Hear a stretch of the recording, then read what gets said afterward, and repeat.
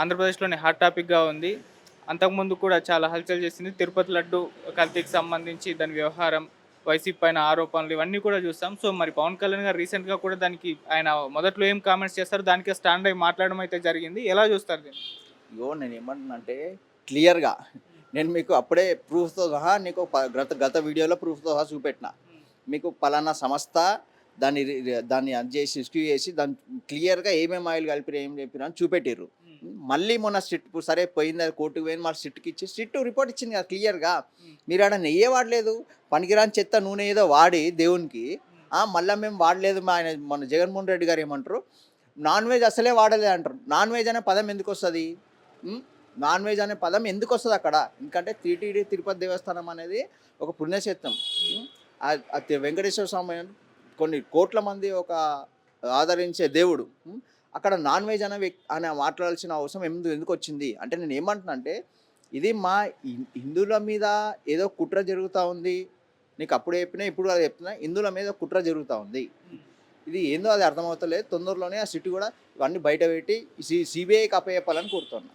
అంటే దీనిపైన కంప్లీట్‌గా ఇంకా ఇన్వెస్టిగేషన్ జరుగుతుంది గానీ, ప్రాపర్‌గా జరిగింది అని జెప్పేసి, లేదా జరగలేదు కల్తీ అని జెప్పేసి ఎక్కడ తేలలేదు. ఇంకా ఇన్వెస్టిగేషన్ ప్రాసెస్‌లో ఉంది. ఇటువంటి టైంలో పవన్ కళ్యాణ్ గారు కామెంట్స్ చేయడం. మొన్న కూటమి గవర్నమెంట్ ప్రెస్ మీట్ పెట్టి ఏపీ ముఖ్యమంత్రి Chandrababu Naidu garu, AP deputy CM Pawan Kalyan garu క్లియర్‌గా చూపెట్టినారు. ఆ సిట్ ఏదైతే రిపోర్ట్ ఇచ్చిందో ఆ రిపోర్ట్ మీకు కళ్ళ కట్టినట్టు చూపెట్టినారు. అంటే క్లియర్‌గా ఉంది.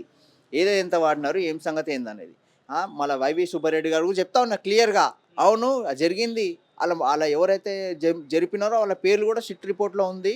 అది తొందరలోనే బయటపడతా అని చెప్తా ఉన్నారు క్లియర్‌గా. ఆయనే టీటీడీ చైర్మన్ చేసిన వ్యక్తే చెప్తా ఉన్నారు క్లియర్‌గా.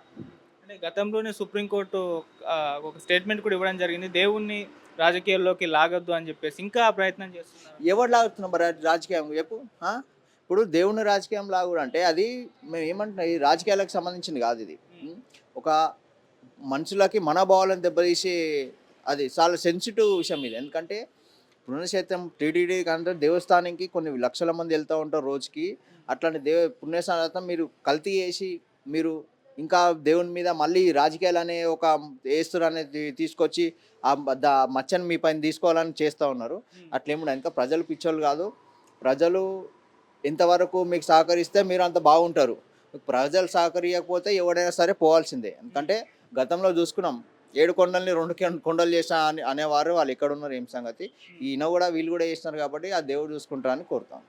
అసెంబ్లీకి ఇప్పుడు జగన్మోహన్ రెడ్డి గారు కూడా రాబోతున్నట్టుగా తెలుస్తుంది.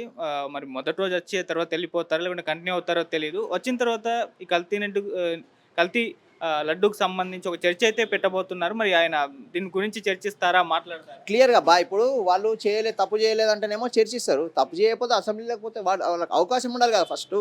వాళ్ళకి ఆ దమ్ము ధైర్యం ఉండాలి కదా! అసెంబ్లీకి వచ్చే దమ్ము ధైర్యం ఉండాలి కదా! లేనప్పుడు ఇట్లాంటి అపోహలు తీసుకొస్తా ఉంటారు. అట్లా ఇప్పుడు దొంగ ఎవడంటే దొంగ భుజాలు ఇప్పుడు అది నడుస్తోంది ఇప్పుడు. అట్లా. సో, అసెంబ్లీలో మరి వచ్చి వెళ్ళిపోతారా? వచ్చి ఉండే అవకాశం ఉందా? ఇక ఆయన్ని అడగాలి. మీరు జగన్మోహన్ రెడ్డి గారిని అడగాల. మమ్మల్ని అడిగితే ఎట్లా మేమేం చెప్తాం అవి? మాది కాదు కదా బాధ. మేము కష్టపడ్డాం. మా ప్రజలు మమ్మల్ని ఎన్నుకున్నారు. మేము బరాబర్ వచ్చి అసెంబ్లీలో కూర్చుంటాం. ప్రజల సమస్య మీద కొట్లాడతాం. ప్రజలకు సమస్యలు తీరుస్తాం. ఆయనకు కూడా అవకాశం ఇచ్చిర్రు ఒక ఎమ్మెల్యేగా.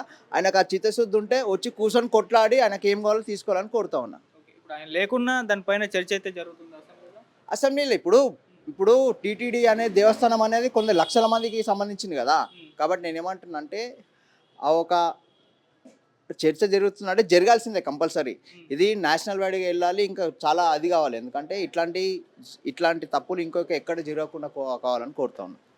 ఒకవేళ కల్తీ జరిగిందని ఒకవేళ మొత్తం ఆధారాలతో ప్రూవ్ అయితే ఎటువంటి చర్యలు తీసుకునే అవకాశం ఉంది? సిట్టే ఇచ్చిందబ్బా అక్కడ ఆధారాలతో ప్రూవ్ చేసేదేమో. సిట్ ఇచ్చింది, ప్రూవ్ అయింది.